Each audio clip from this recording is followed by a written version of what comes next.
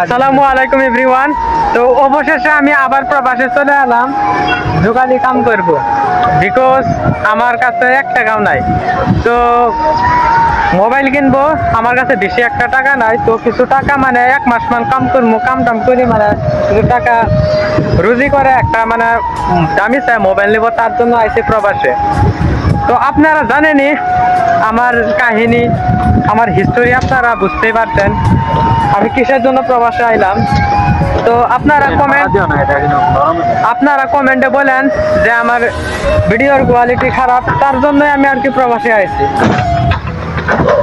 তো আমার স্কুলের যে ফ্রেন্ড আছে, তো এবার আমি ডিগ্রির নাম ভর্তি করছিলাম। তারা কি বলে যে এখন যদি রেস্ট যদি না করস কখন রেস্ট করবি, এনজয় এখন টাইম। তো তোমাদেরকে ফ্রেন্ড আমি এটাই বলবো যে তোমাদের বাবার টাকা আছে, আমাদের বাবার তো টাকা নাই। টাকা যদি থাকতো ইনশাল্লাহ আমি রেস্ট করতাম। তো সেরকম এনজয় করার আমার দিন নাই, কি আর বলবো আমার হিস্টোরি।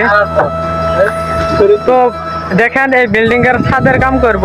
তো ফার্স্ট আইলাম কামেলাও স্টার্ট করি নাই, ইনশাল্লাহ করব।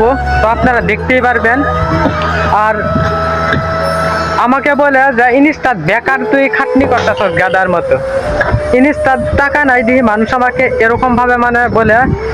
তো যদি টাকা যদি আর্ন করতে পারতাম তাহলে বলতো যে ভালো একটা কাম করতেছ, মানে টাকা থাকলে কেউ দাম দেয়, আর টাকা না থাকলে কেউ দাম দেয় না, বুঝছেন।